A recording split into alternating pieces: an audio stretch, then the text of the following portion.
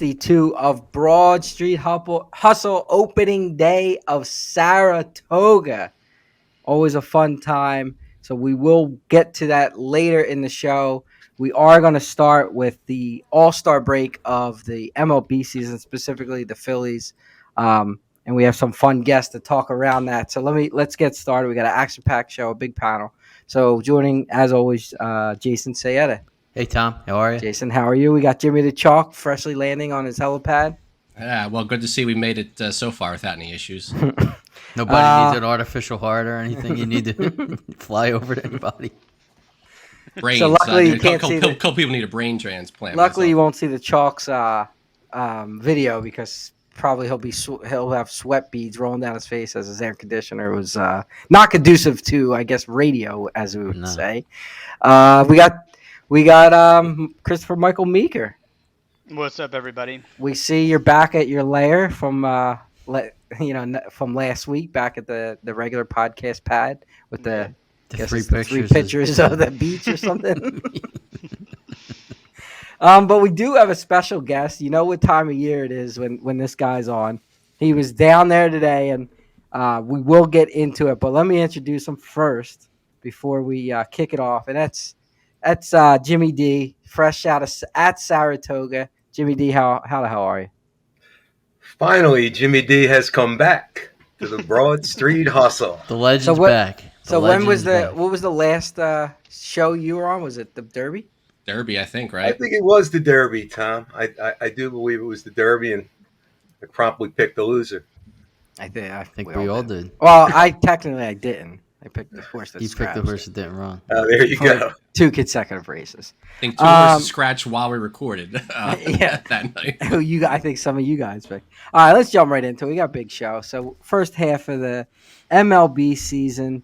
I'm gonna stray a little bit here because we had one guy that was a little bit down on the Phillies, and his prediction was looking correct there for a while, but now as they sit 7 games above 500, where are we at now? Jimmy D, I'll hand it over to you. Oh, thank you, Tommy, so much, because that aberration that you just saw with that 13-game road winning streak was an absolute aberration. I kind of preface this by saying I'm a big Phillies fan, and then went promptly to say they're going to finish 80 and 82. I still feel that way, and I feel that way for a number of reasons. You compare some statistics, and I'm sure you guys are filled with statistics today, but just breaking it down briefly, you're talking about a team that knows how to lose. This is a team that lost 11,000 games in their history, and this team was on pace to lose about 90 games before this recent streak. And what makes you think this streak is going to continue? This team cannot beat their own division. They do not have a winning record against any team in their division, any team. And they're going to have to face the Marlins, the Braves, the Mets, and the Nationals, I think approximately 25 times before the end of the season. They're going to really have to pick up their slack. Their 2 biggest pitchers are very mediocre at this point in time. Wheeler and Nola are both at least 1 point under their ERAs of 2022. They're struggling. Nola's down to a 2-seam fastball. That's all he can do. He struggles with that changeup, and that's his key pitch. Wheeler's not close to being where he was last year. You're losing Alvarez. Hoskins is a big loss from the beginning, but you're losing Alvarez. You're losing Dominguez. You caught a break with Kimball coming back. I don't know this. You talk about an anomaly. This guy's having a season that's right up the Phillies' alley, and it's a good thing because he saved them in a lot of senses. But you know how I feel about certain leadoff hitters in this league, and Kyle Schwarber is one of them. A man batting 187 playing for a Major League Baseball team is beyond me. I know the game has changed. I know it's a home run hitting game. I got it. But this guy can't field. He can't run.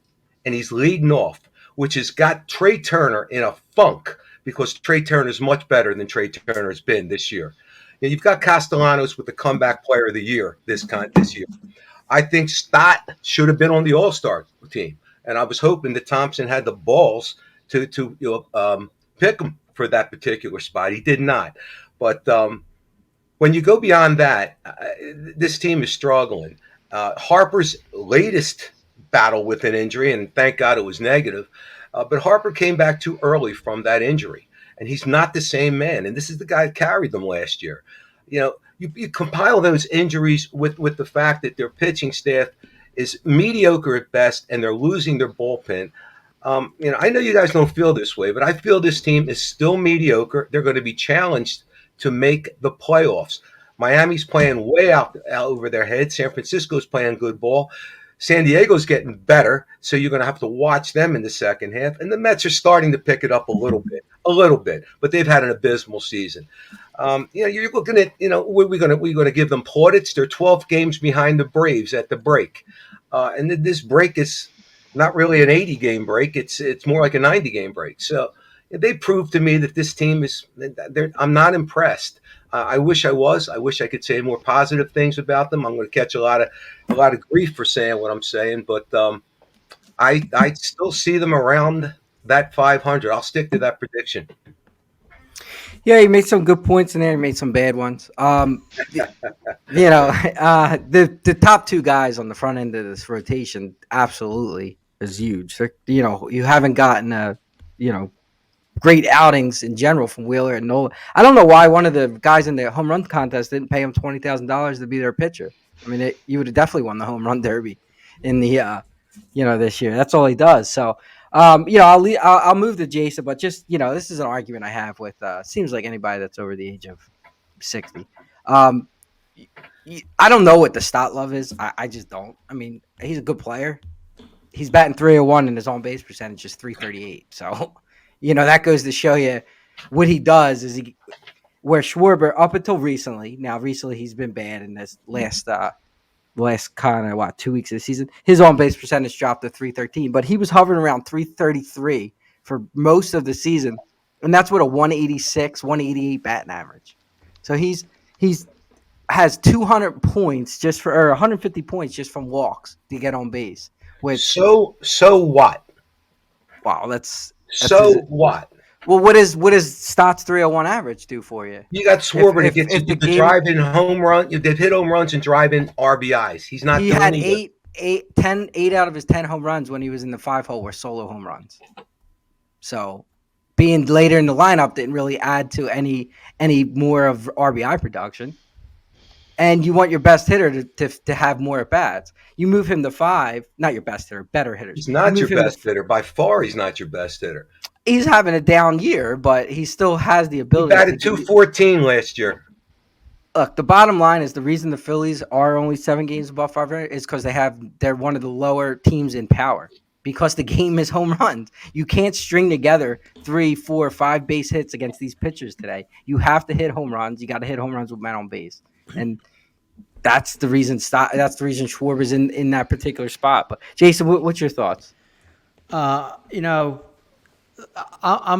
more optimistic than Jimmy, but I am concerned, and I'm concerned with Wheeler and Nola. I mean, that's my main concern. Like, if those guys don't straighten out, they have no chance. They just have no chance. Now, I jotted down guys who I thought were good, and guys that I thought were things that I thought were problems this year. Obviously, Castellanos has been their MVP this year. I mean, there's no getting around it. He's been really good. I think Stott's been good. I like Stott. I like Stott a lot. I like Stott. I think he's a good player. I think he's still young, and he's only going to get better. I think Taijuan Walker has really saved them, and I was one of his biggest, critics early in the year. And I should have did my homework and looked what his stats were for the last 8 starts or so. But I'm sure it's phenomenal. He's been really good for them. It was like 158 his ERA. Yeah.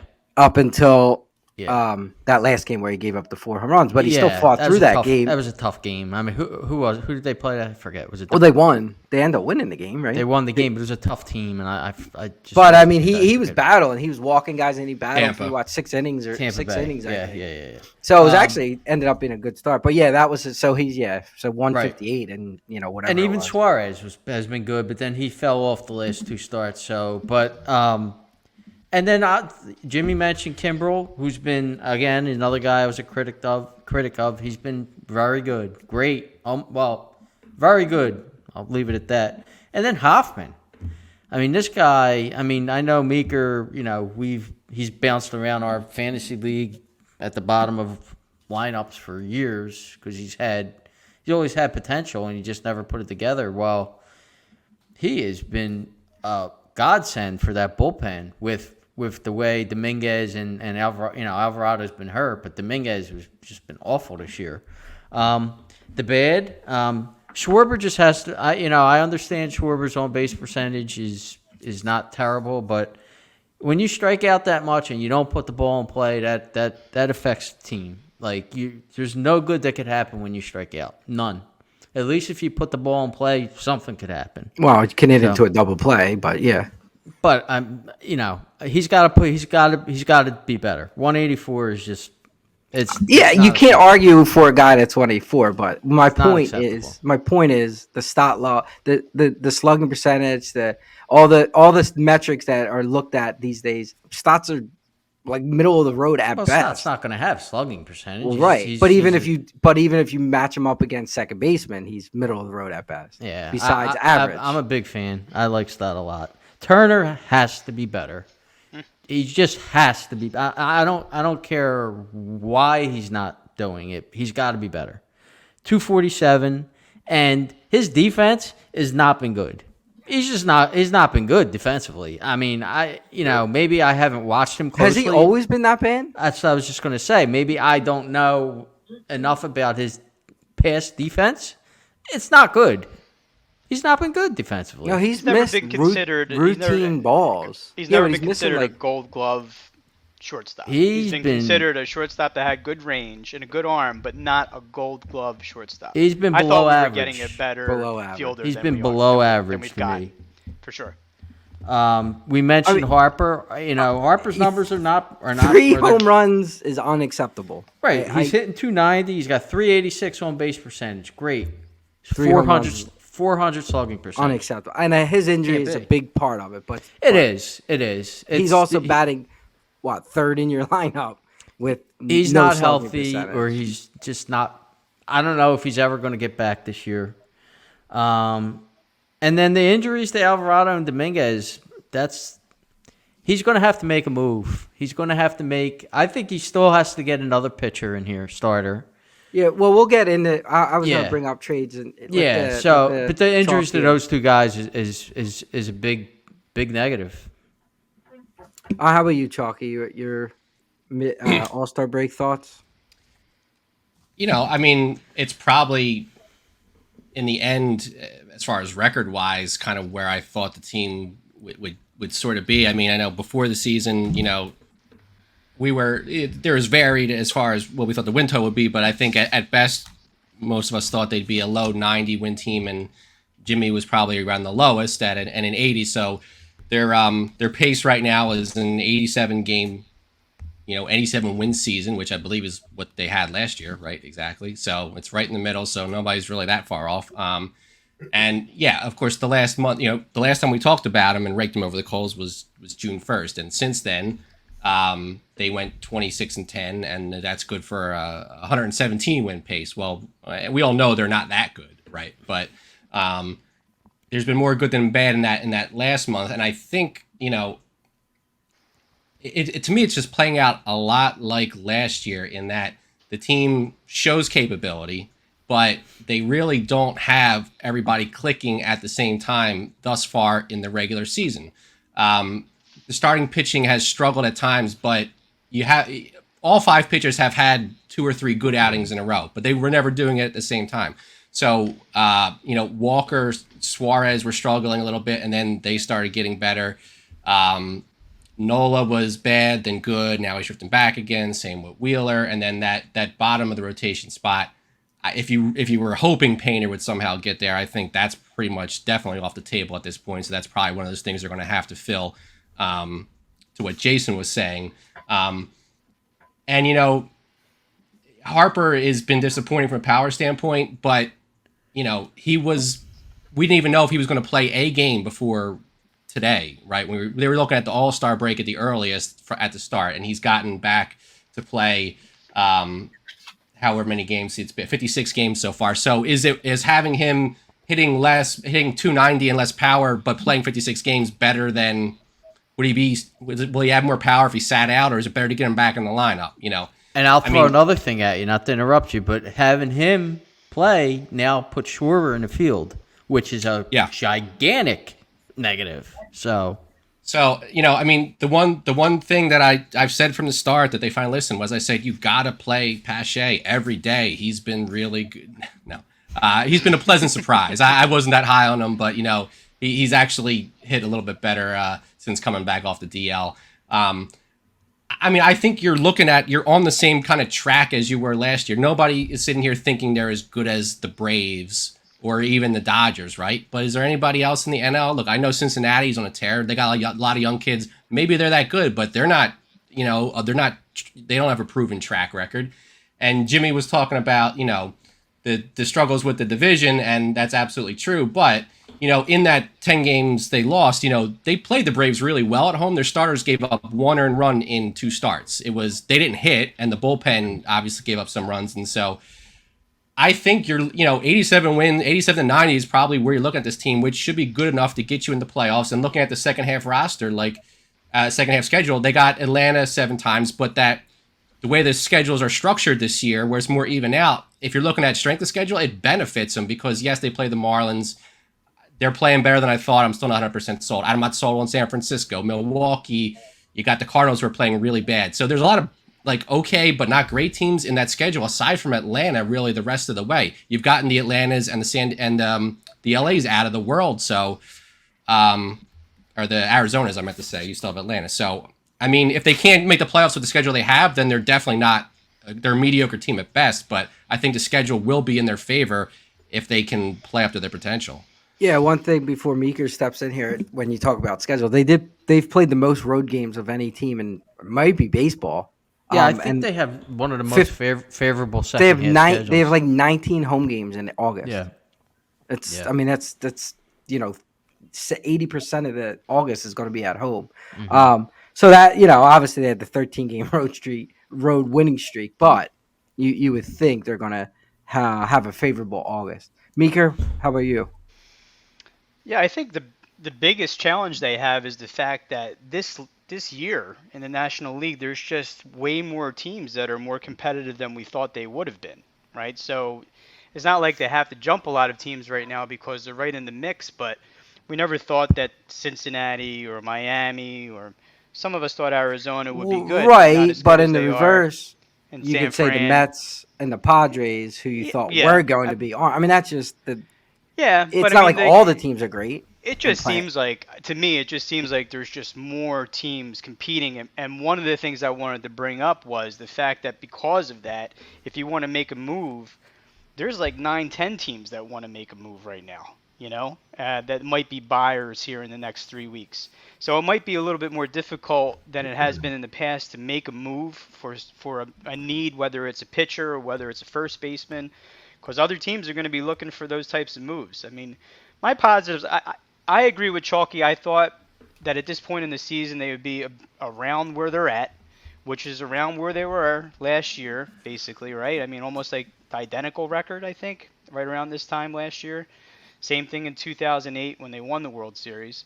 But I just feel it's a little different this year because of the competition and some of these up-and-coming teams. And I fear that because of that, they're going to come down to maybe the last week, maybe the last weekend of the season trying to fight for that spot.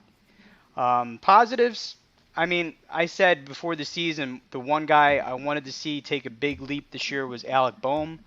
And look, the guy's got 57 RBIs and missed almost 2 weeks. I think he's had a really good first half, so I think he's definitely a positive. Of course, Castellanos is a positive. I agree with Jason. I was not a Taiwan Walker guy before they signed him. He's been big for them. You know, he's got 10 wins and he's pitched really well in this recent streak they're on. And the negatives are one being the injuries to Alvarado and Dominguez. I think that's not killed them right now, but I think if Alvarado ends up being on the shelf for a long period of time, you don't really have a great left-handed option coming out of the pen. And then Turner, of course. I mean, I'm through making excuses for him, and I think he's been the topic of most of our texts. You know, me and Jason, we've been talking, obviously, text every game. And the guy just is always behind in the count. Oh, like, and 2. Always in. That should be his middle name. 0-2, Trey Turner. Like, and I don't know, like, and sometimes he's, you know, just swinging at bad pitches and fouling them off when they're not strikes. Sometimes he's taking strikes that are, like, right down the middle. He's, like, becoming a guess hitter. I don't know what happened to him, but I really hope that he turns it around here in the second half, because that, I think, is the key. If Turner can turn it around in the second half and become the player we thought he was going to be, I think they make the playoffs. If he's still a 248 hitter by the mid-September, I don't think they are making the playoffs, because I think he needs to be the spark of the offense in the second half for them to win games. And it's a lot of pressure on a guy that's in his first year, but all the money, with all the money comes all the pressure, and he's going to have to produce. Yeah, so I think you're mistaken. A lot of teams in mix with teams you didn't expect weren't going to be good actually being good, because there's still the disparity of teams that are right there and then teams that aren't right there. It's just not the ones you thought. I think there'll be sellers. There'll be enough. I mean, sellers I think if anything, it's a better market because you have better teams that were expected to be better with high payrolls and better veteran players that stink, like St. Louis, who has Arenado and Goldschmidt, guys that you would covet. Guys on Pittsburgh, guys on teams like Cincinnati, you would get the Jay Bruces of the world. You're not getting any top players from those teams. Well, where now this year you might be able to get those players. So I think it benefits them, if anything. But there aren't as many sellers. There just aren't as many sellers. Yeah, but that's the third Louis wild being card. one of them.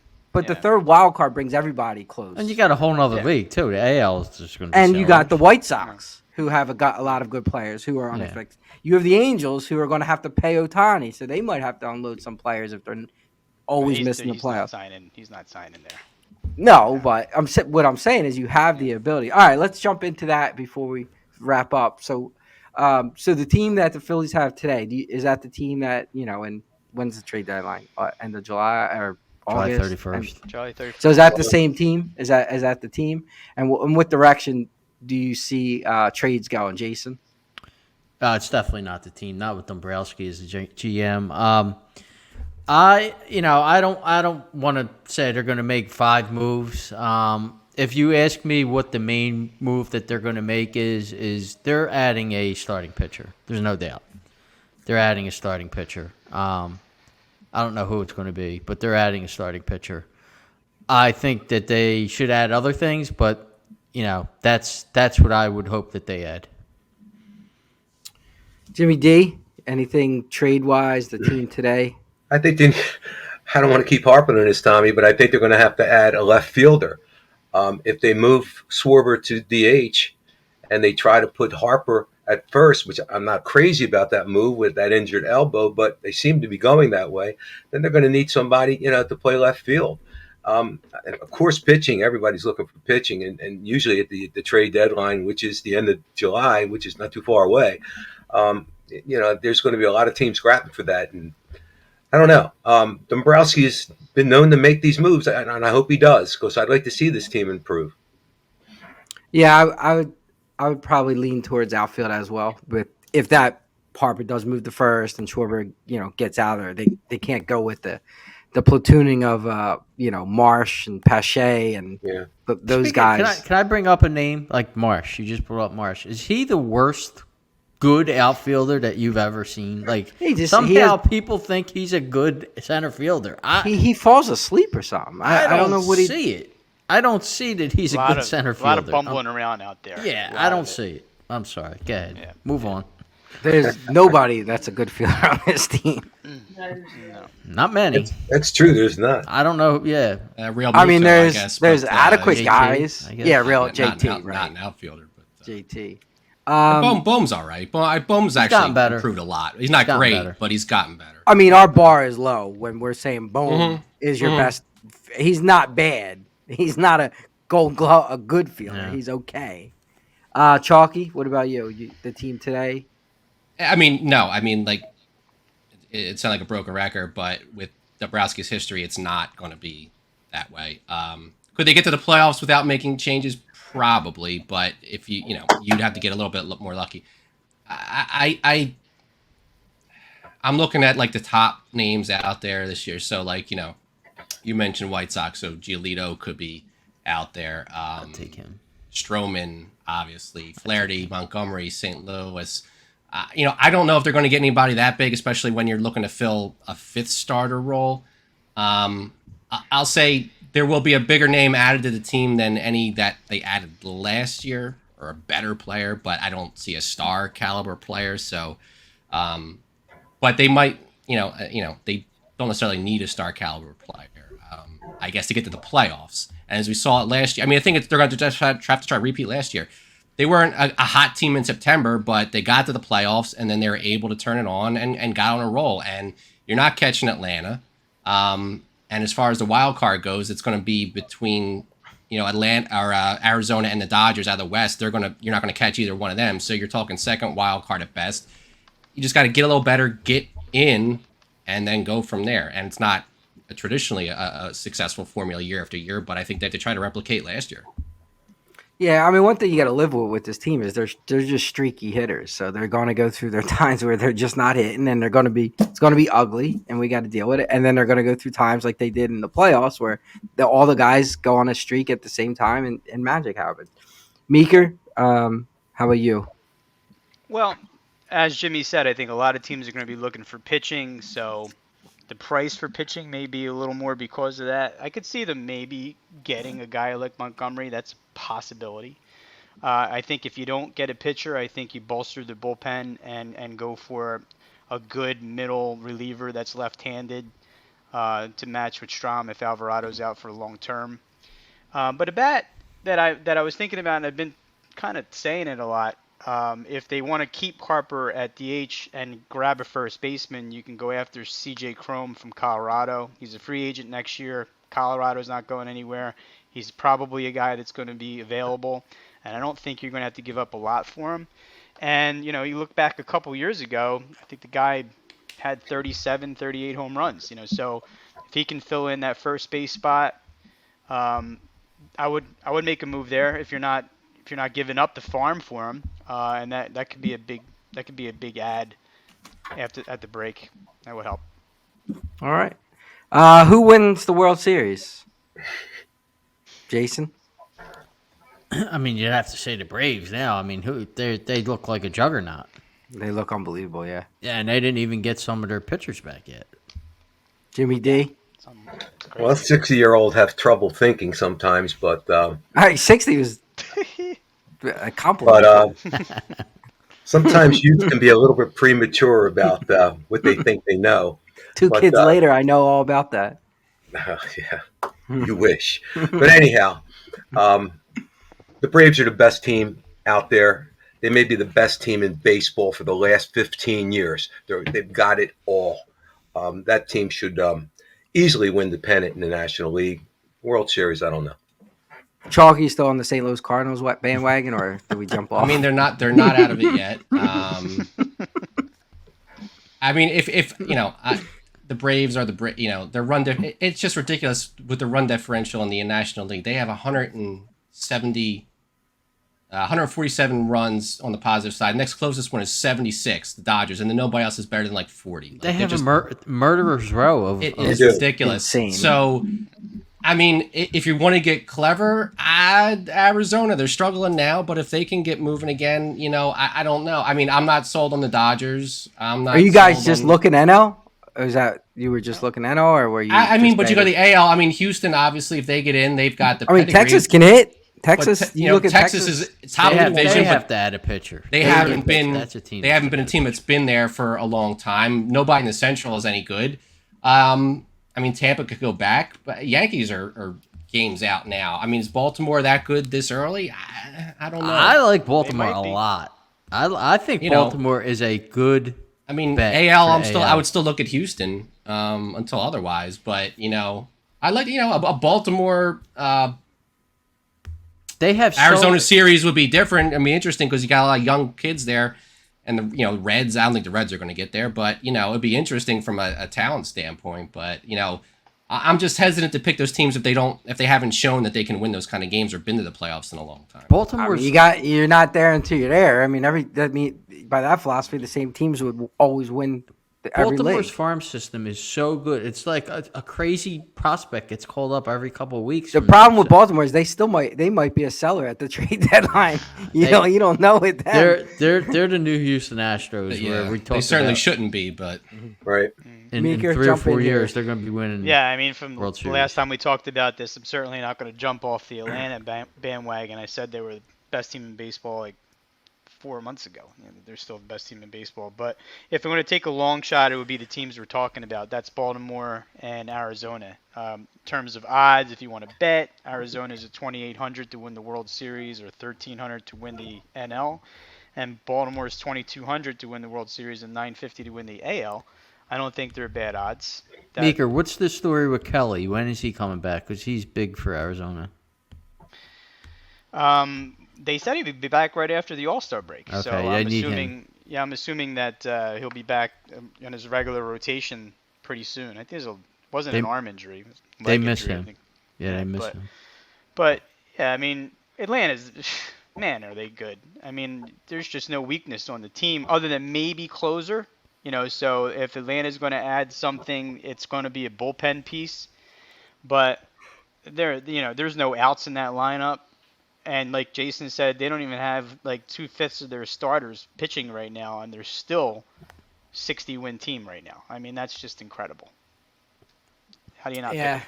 All right. Before we wrap this up, any final thoughts? Anybody have an eye on a particular future bet that they're intrigued by? Any outliers? Anything you want to add before we send I do Meeker have away one. and go into horses? I do have one because there is a possibility that Shohei gets traded.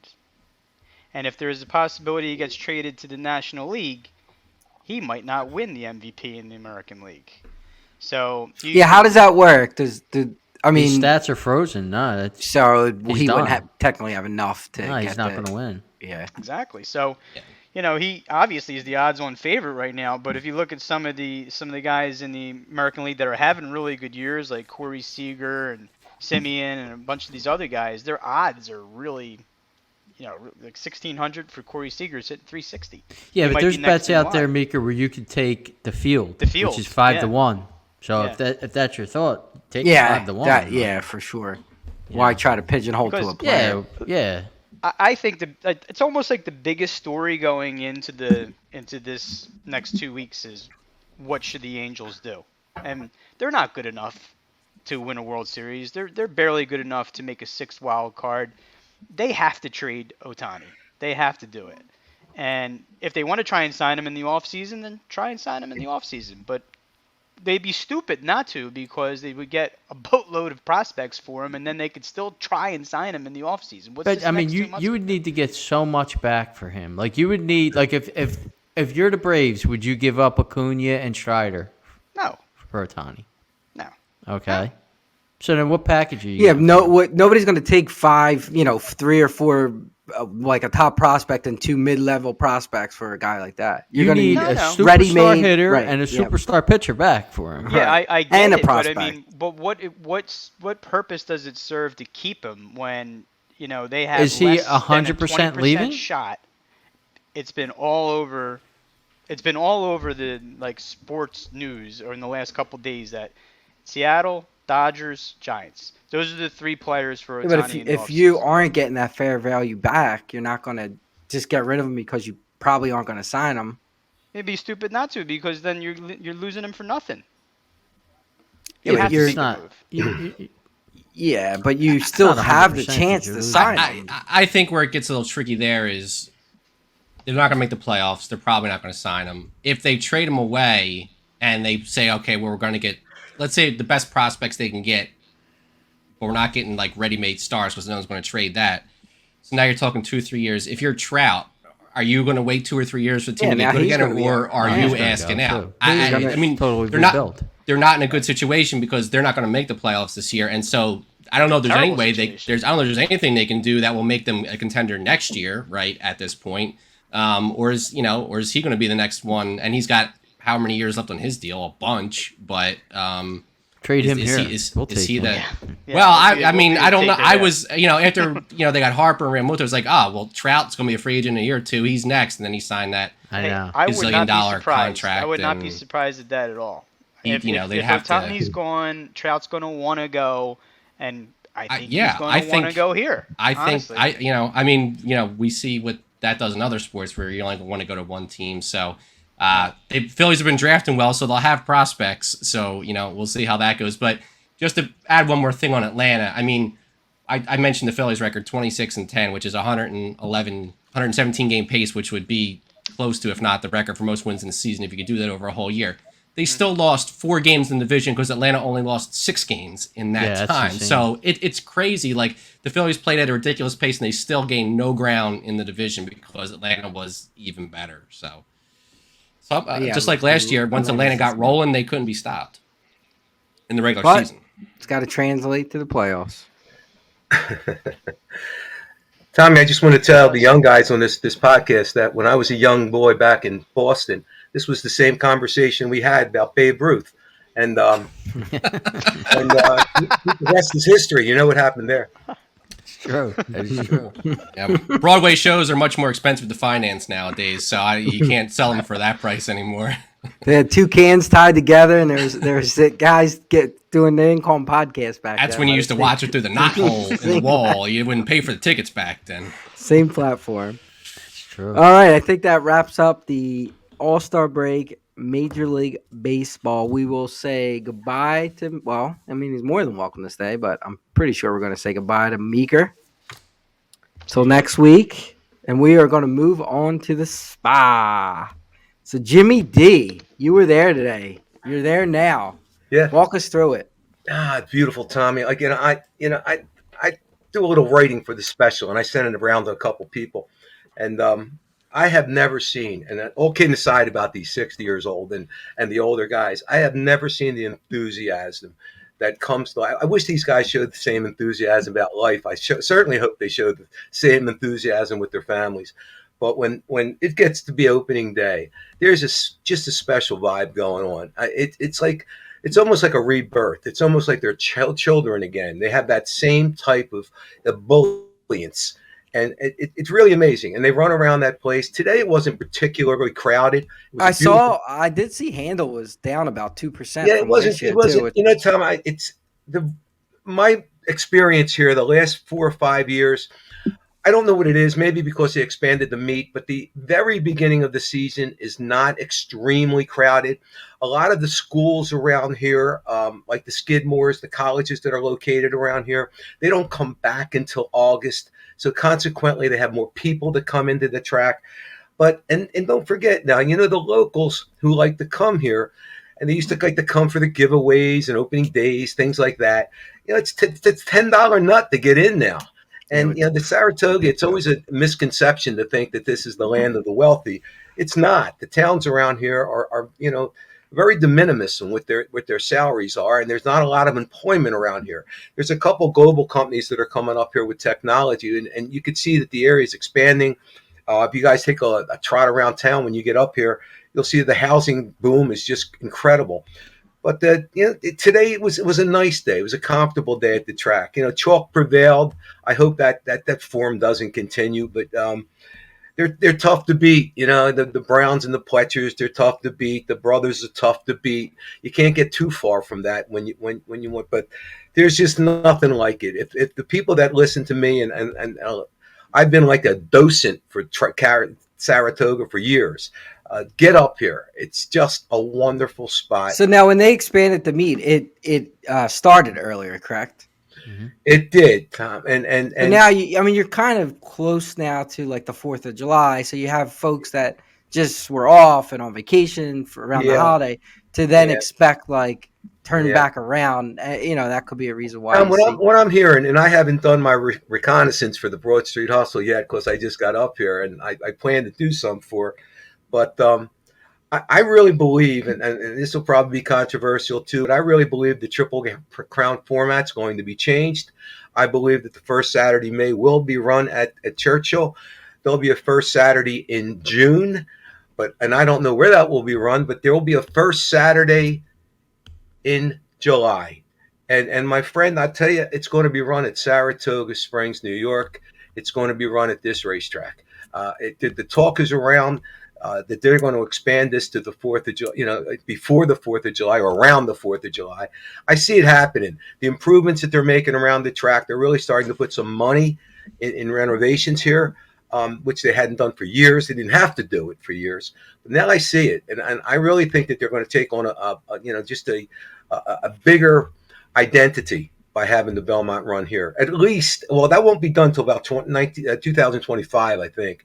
But it's destined to come up here, even with the rebirth of Belmont. I still think, Yeah, and Pimlico getting an influx of money, state yeah, money, and money to rebuild that track. So for them to lose the Preakness, I feel like would be, tough pill to swallow because I'm sure there was some sort of promises made when that money was given to them. yeah, you're right, Tom. It's too important to them, that revenue, that handle. That they do 90% in that one, well, the 2 day, the Black Eyed Susan and the Preakness. I don't believe that'll get affected, but I do believe that last leg is coming up here, and they do want to spread that time. You're losing too many horses. That won't run in the Triple Crown. Years ago, that they had that little bonus, that visa bonus, and Yeah, it kept the horses Smarty in. was in that. Yeah, and I mean, at least it was a good move to keep the horses in. But now you're losing interest. You got people coming out for that last leg and skipping a leg, all that kind of thing. Yeah, and with the some of the recent changes with the HISA coming in, Yeah, where you get more daytime same day scratches or whatever you want to call it, race day scratches.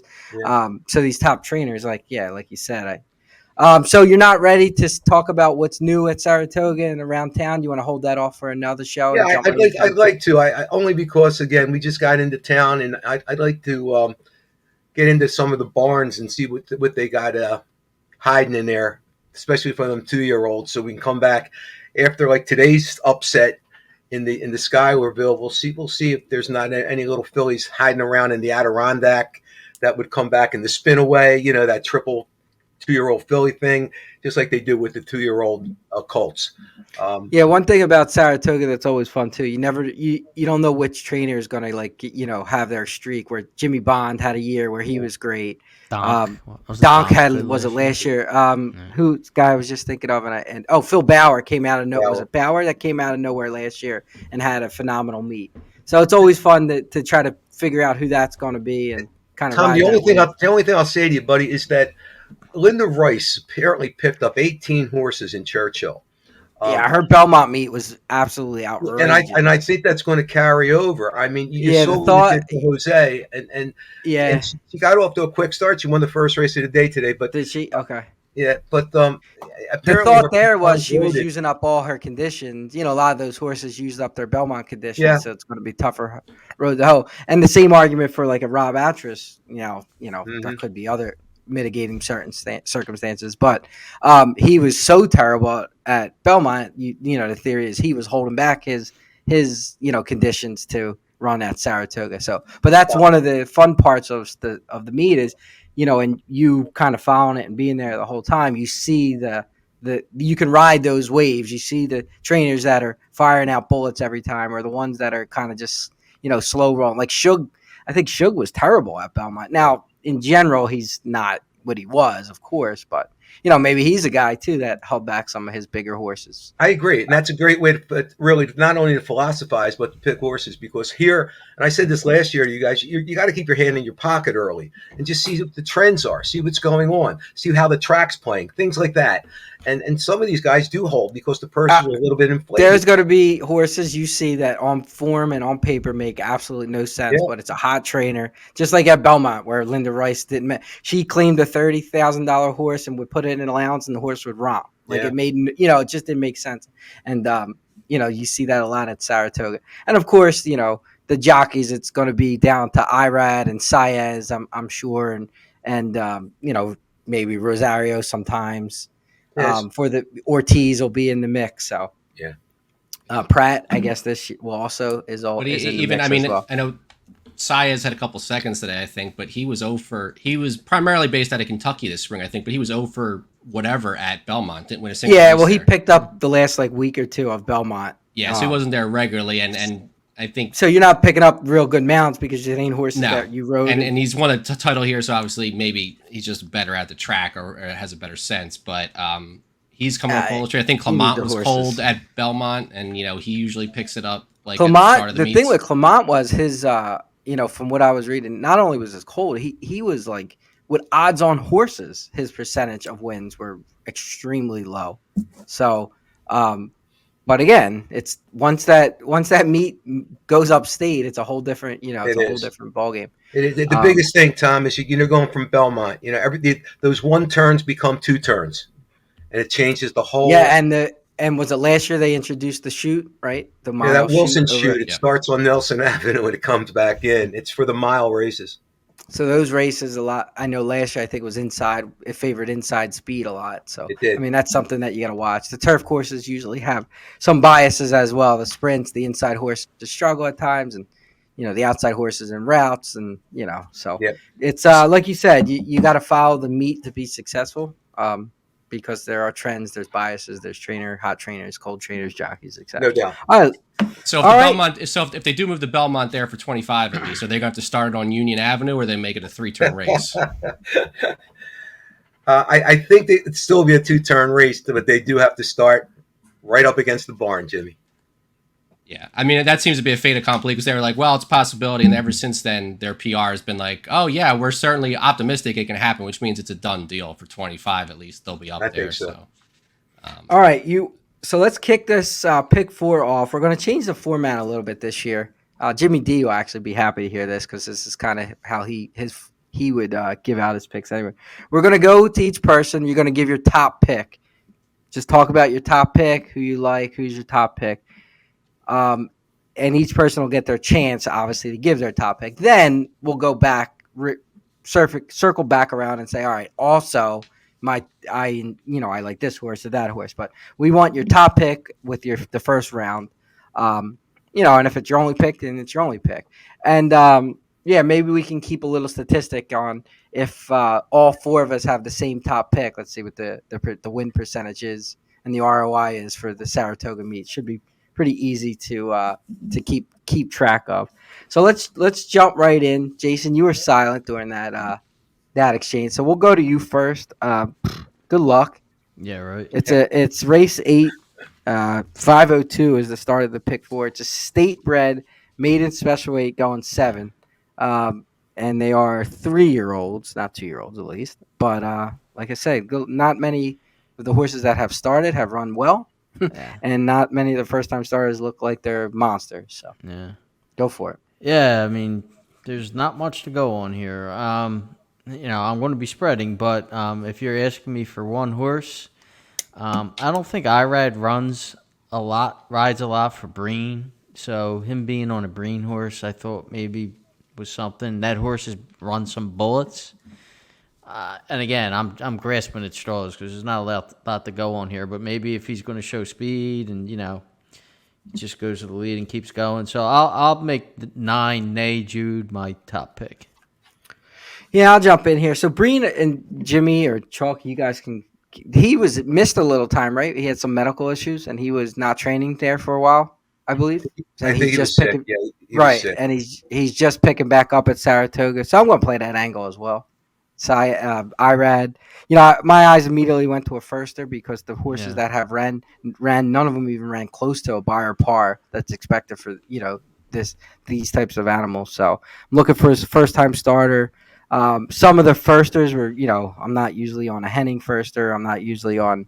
Was that the only other firster? I mean, there was a Maselli that was only a second time starter, but my eyes went to the 9 Nay Jude as well. Jimmy D. I like Mim, and Tommy, you're right. I kind of focus on one horse all the time. Cassie took him from the Rice Barn, and he's out of Practical Joke, which is out of Into Mischief. And I don't have to say much about Into Mischief, but Practical Joke, one of his horses today, that Becky's, what the hell's the name of the horse? Becky's Joker, won the Diana today. That's becoming a very prevalent sire. Into Mischief, everybody knows about. Practical Joke is also turning out a lot of winners. I think Mimmel's going to win. It's going to win at a price. She loved the 7 furlong distance. It poured out here for about an hour and a half, but I think the track will be fast and firm tomorrow. So it should win at a price, hopefully. Chalky. I was landing on one of the firsters as well, as my notes said. No horse that has run within 15 points of the par. So Tommy made that point. I went with a different one though. I went with the 6 Island Rose as my top choice, Rosario and Baker. It was between the 6 and the 9. I went with the 6 because I thought the 9, just simply having Irad and no other good horse that started, will get bet a little bit. I don't think you'll get 5-1. So I thought the 6 might get a little closer to the morning line or a little bit better price. So has had some good work. So Baker's not really great in these spots. He's about a 10% trainer under these conditions, give or take. But I thought there'd be a little more value there without any really standout first time starters. So I'm going with the 6 as my top. And years past, Baker and Rosario have teamed up to have a successful meet at times. Rosario is riding horribly right He's now. very hit or miss, very inconsistent. Horrible. I mean, it's been pathetic. Now when he gets a horse on the lead, he definitely gets a lot more out of the horse. He had, I forget what track or race he had like a 40-1 in probably had a big Belmont, and he ran him on the lead and he got third out of it. But and he had that horse last week, the state bred horse that was I think the coach's horse, Maple Leaf Mel, who he got fired out of the gate on the lead and kind of relaxed the horse and won easily. So with a firster, a little bit harder, obviously. So, but yeah, definitely a horse. Jason, who else were you using? Do you think in this pick 4? Yeah, I thought the 2, 6, and 10 were the other horses I was going to use. I thought the 2 second time starter, was pretty expensive horse. And then it's Mott, so second time. 6 first time, Rosario, Baker. Like you said, Tom, the horses that have run so far aren't really that impressive. So taking a shot there. And then the 10, Linda Rice and Jose. I think you have to throw that horse in. So.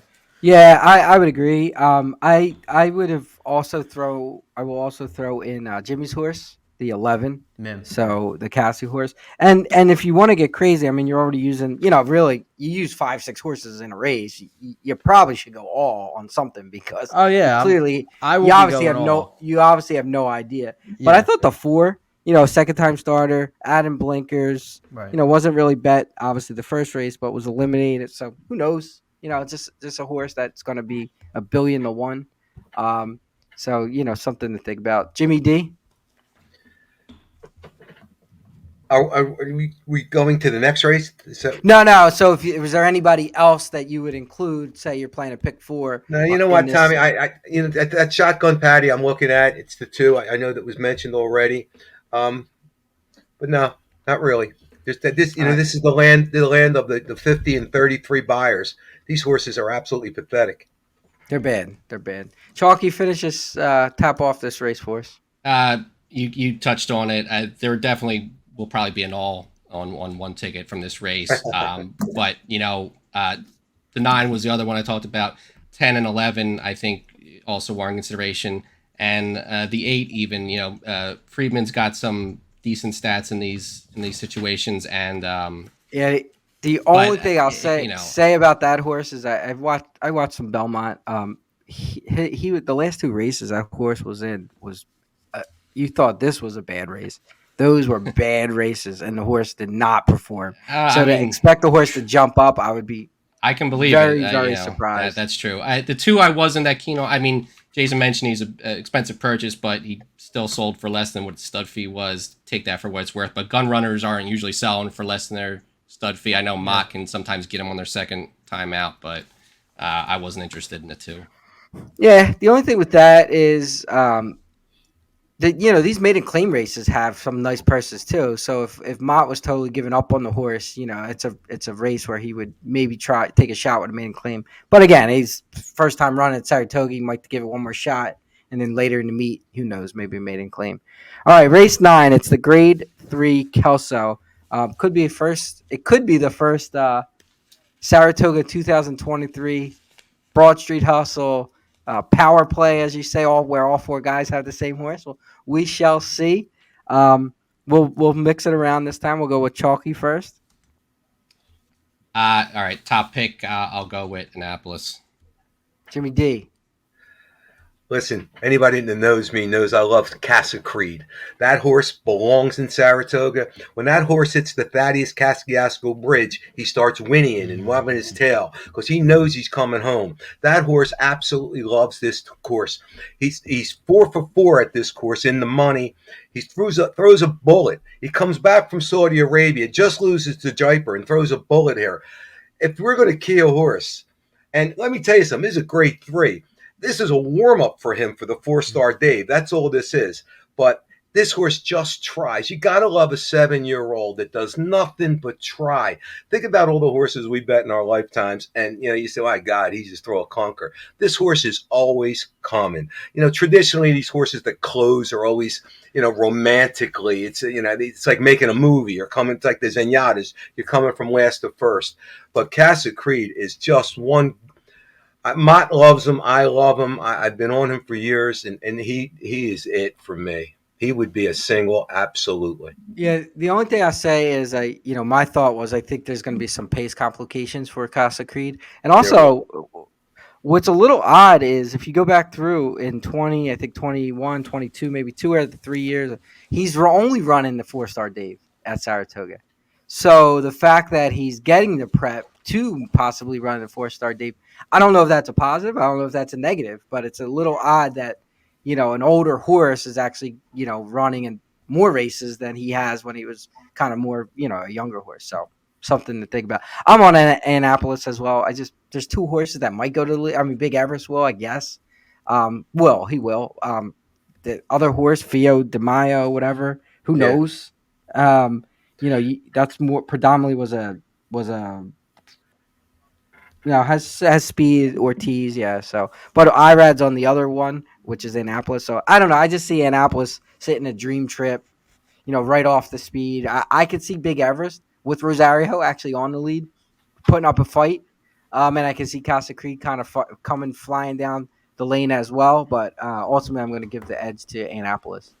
Jason? This is a 7 furlong race. It's a little longer than what Casa Creed normally runs, so I have a little bit more chance to run them down. And some horses like people, Tom, they get better with age. I'm not going to hear the end of that one. This is actually a mile though. Yeah, it's a mile. That's right. 2-turn mile. 2-turn mile. Yeah, I'm going to break your heart, Jim. I think it sets up just perfectly for Annapolis. Like, it just seems like, his running style in a mile is going to be, if you look at his PPs, he sits off in a mile, and he's going to sit off either Big Everest or that other Cassie horse, that Fio. Whatever. Yeah, and you're talking about a warm-up race. I mean, this is definitely a warm-up race for Grade 1s in the future for Annapolis here. But I absolutely do love Casa Creed for the board. I think he gets second or third for sure. And I think the other horse I like for the board is that Anaconda. I think that's another horse that's going to be coming late, and kind of see him getting second or third. But I'm Annapolis as well. Yeah, this is definitely a race that you got to pay attention to because, especially races where you have 2 speed, you got to watch the scratch board. I mean, if one of those horses scratches, then really the shape of the race changes pretty immensely. In New York, we already know they're a pull and tug type of strangle and pull, I guess, type of track. So, anybody else, Jimmy D? Since you said Casa Stone Cold single for you, Stone Cold single. I got to be loyal. How about you guys? Are you going are you gonna use other horses on tickets, or are we? I mean, for me, Annapolis was a single. I'm not going to single Annapolis because I'll have another single. Casa Creed might be a C as a backup, though. I don't want to get beat by him, especially if he get a bomb in the first race, or But lightly using Casa Creed in multis. I thought the 5 Big Everest was interesting. I mean, I know there's other speed in the race, but it's Rosario. What if he gets a lead somehow and just keeps going? The only thing with that is I just can't see Annapolis being that far off, and he finishes better than Big Everest. That's I thought that too. My thing with that is how. All right, so Irad is on Annapolis, right? How often is he the one that gets beat in these races because he doesn't take a pace horse up to the front and let somebody lope on the lead? Like he's usually the one stealing it, right? Like, I just can't. So I don't think him, he's the kind of rider that's going to let that happen. Yeah, unless there's a gate issue or something like that. Yeah, I mean, look, his worst race by far in the last whatever was Breeders' Cup. He didn't break well and was never really in it, and he probably wouldn't have won the race. But so if that happens again, he could be out of it before we blink twice. But. Yeah. All right, let's move on. All right, I'm going to make a statement again. This could be the first power play off race 10, the Sanford, the first all Broad Street Hustle picks for the same, our first ROI percentage pick.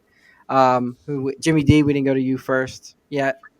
Yeah, I only because this is the first thing I heard when I came to the track today. That Asmussen thinks this is the best 2-year-old colt that he's got, which is good enough for me. He knows more than I do. Gold Sweep, the 9. Yeah, now the race at Belmont was definitely not a great field, but visually the horse was ultra impressive the way he moved. Second race, Tommy threw a 91 buyer. That's pretty impressive. Yeah, I mean, in the season for a 2-year-old to run 91 is. And the first race was a 75. For his 70-some buyer is still much better than anybody else in the race. Correct. Yeah. So, I mean, he sits off. He sits at this age as a 2-year-old. He's able to sit off horses and run that big. I mean, the 9 for me, Jason. Yeah, chalky. 9. All right, let's. Anybody have an interesting exacta play besides something chalky? Nah, I didn't even look. Yeah, I didn't. I for some reason the Lucas horse with Saez, I had a little bit of interest maybe to hit the board as well. With the 9, but I mean the 9 not to lose, of course, obviously. All right, race 11 to wrap up the pick 4. It's starting to look like that this may be a pick 4 you have to press a little bit because, you get 2 Annapolis and Gold Sweep. You know how much is this really going to pay? Chalky, kick us off with race 11. Yeah, so that's a 5.5 maiden special weight on the turf. On the turf, yeah. So Beer Run will likely be the favorite. It's more like favorite for good reasons. I am actually going with horse that I can't figure out which one. What the hell I wrote down? I said the 7, but the 7 is 50-1, so that's not. Yeah, it's not going to be the 7. No. There will definitely be a party with Smarty if that horse wins. My top pick is going to be, I don't know. Come back. All right, we'll move. We'll move this. I don't know. I printed double. Unfortunately, my PPs came out double-sided, and I'm all kinds of thrown off. So come back to me.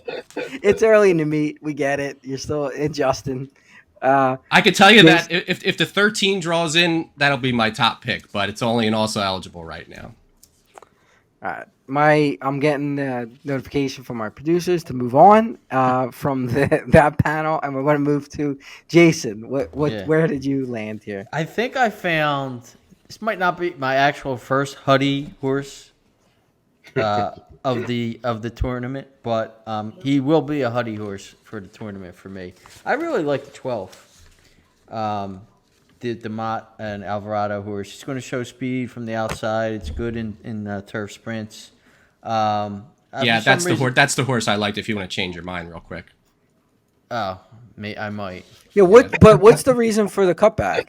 Did Mott run him twice and just say, the horse can't get distance? I mean, because there was 5.5. There was sprint races available at Saratoga, Aqueduct. Yeah. So to come in off a layoff, well, I guess it wasn't a layoff, but to start the Aqueduct meet, to throw him right into a 2-turn race, or I guess that is a 1-turn race still, but mile 16th is odd, I thought. Yeah, he's got a board hit in Saratoga, and also I'm definitely using him for the tournament, and he'll be my top pick here. All right, Jimmy D. Yeah, you mentioned the Huddy contest. Maybe that's the way we should judge the winner of this particular See, Broad Street yeah, Hustle see thing. who Whoever finishes. comes, that's Who's the over the winner? long run. Saratoga meet Well, 8 yeah. week. The only thing with that is you start taking some impossible swings there towards the end that could propel you That's true. know uh without a cap, especially in that tournament, it kind of get lucky. Tom, you asked me who I liked in the last, and I like the four. I like that flat top box. Again, it's a Munnings horse out of Spitestown. Spitestown loves Saratoga. He's a pure sprinter. It's a 5.5 furlong. He gets out of the gate quickly. He improved last time by 31 buyer points. It's incredible for a 3-year-old colt in the second start. You got to like the horse. Flat top box. Jose picks up the mount when he comes back with the mount from the last race. And I kind of like Jorge Abreu. I think he's on the improve. The guy, and I think he learned under Pletcher, if I'm not mistaken. And I thought it was Brown. I think it's It was Chad well, Brown. Brown. it's one of Chad, them. yeah, Yeah, Chad it's one. Brown. It's one Yeah. of the big guys, and the guy's he's holding his own. So flat top box, the four. Yeah, was it last year? Bray was like was it Saratoga where he was like struggled over a little a bit. Yeah, at billion? the But beginning then of the he meeting, did was pick it up a terrible. little bit. Yeah, he was terrible. At the I beginning. actually landed. I actually landed on the same pick as Jimmy D, the four, only because I do think that beer run has talent, but inside speed is tough at the turf course of Saratoga, and honestly, he had an easy. The pace was not that fast for a 6 furlong turf race. And the horse that beat him, I believe, if I remember correctly, was like a 15, 16, 17 to 1, like a big odd horse. So I could see it again where he's, on the lead and he just gets clipped a little bit late. And I always believe these races, you got to be close to the pace. So I see Jose keeping the four close to the pace and being the one that can just kind of clip them at the end. So I was also landing on the four. Jason, were you using anybody else here? Yeah, I mean, I think I'm not crazy about the two because of where he's running from, but I think you got to throw him in. So 2, 4, 5, 8, and 12 were the horses. Obviously 12, but 2, 4, 5, and 8 were the other horses for me to use. Chalky, did you figure out that debacle over there? Well, like I said, the 12 would be my top pick. Obviously, the 2, if I actually think this is one where if I go, say, with 2 first-time stars in the first leg, this could be a pick 4 where I hit all, just, take a shot. And Beer Run, the race you just talked about, he was a favorite at 2.1 to 1, and the horse that beat him was 2.2 to 1. So it was not. Okay. It was second choice barely, but 2 definitely. I the 5 nickel. I thought might throw in there as a longer shot. And the 3 Cigarette Boat as a board horse if you're playing trifectas. Maker can sometimes come out hot. Don't think at the start of the meets. I don't think this horse wins the race, but he can get to the bottom. And if he's 15 to 1, he would spice it up. But 2 and 5 maybe with an all as well and some sort of variation. Yeah, I mean 2, 4, 5, and 12. I can't. 5 would be the horse that I kind of throw out, if anything. But 2, 4, 5, 12. But I kind of like the 4 a good amount here, though. Jimmy D, were you anybody else that intrigued you? No, not really. The Beer Run horse, for all the reasons that were just stated, would be the other horse that I'd probably use. But I wouldn't get too enthusiastic about this race. The last race at Saratoga is always a get-out race, and there's always somebody else. It's always somebody else. Guys aren't interested in IRAD, huh? IRAD on turf. Uh, 8. Yeah. Well, he doesn't I win hear at you. 100%, does he? I hear you. Right. The other thing that's weird is Johnny V and Ward are named on the other also eligible horse. So intriguing if that horse were able to get in. Do they scratch the 2 and run the 1A? So I don't. It shows like this. This is tough because you have no idea who's going to run and what the scratches are going to look like. So, but that would be a horse that 10 to 1 doesn't on morning line, but who knows? I mean, it's an odd. It's If they scratch the 2 to run that horse, then that's If he gets in, I would think they would switch to Jock perhaps. But if Velasquez got off the 2 where they scratched, I would think there's something funny going on with the. Yeah, Ward's one just that draws funny in. too with that. He plays that scratch board, more than anybody. So it's possible he scratches both his horses. He does that. So, all right. Were you guys giving tickets, or did you just want to go through? I I was mean, just going through. I had a quick ticket. Go I ahead. mean, Go ahead. it's all in the first leg, 2-5 in race 9, single, obviously the 9 in race 10. And then the horses I just mentioned, 2-4-5, 8-12 for 50 cents is $55. Yeah, Chalky, did you have one that you were Oh, come on, now particularly?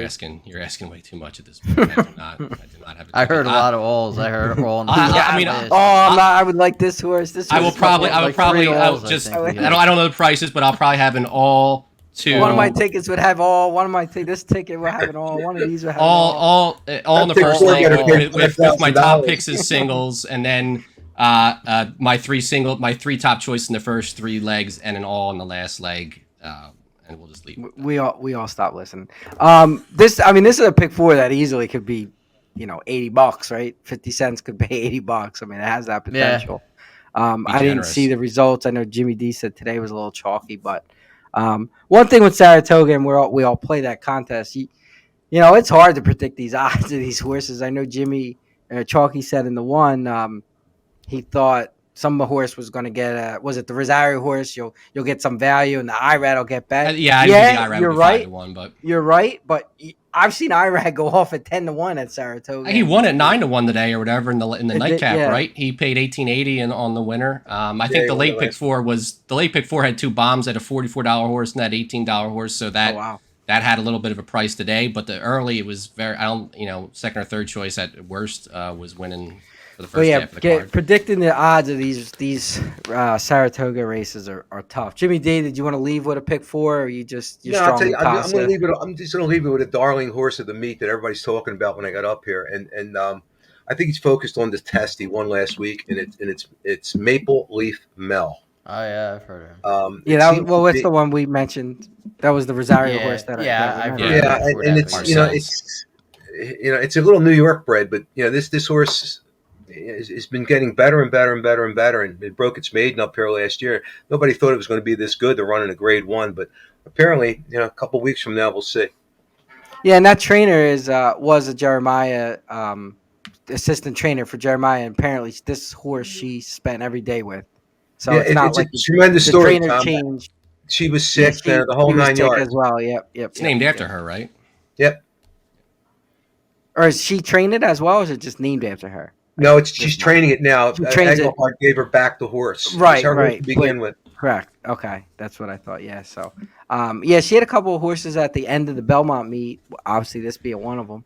She had a favorite in that same card that did not win, but she could be a trainer that keep an eye on. I think there was that other girl, Leah Giamatti, who Giamatti. had like a good Saratoga meet that one time. Yeah. So, again, we talked about it. I'm sure we'll talk throughout the episodes of some trends and trainers that Yeah. are catching our eye. All right, episode 62, Broad Street Hustle. That was a great show, fellas. Have a great night. Take care, guys.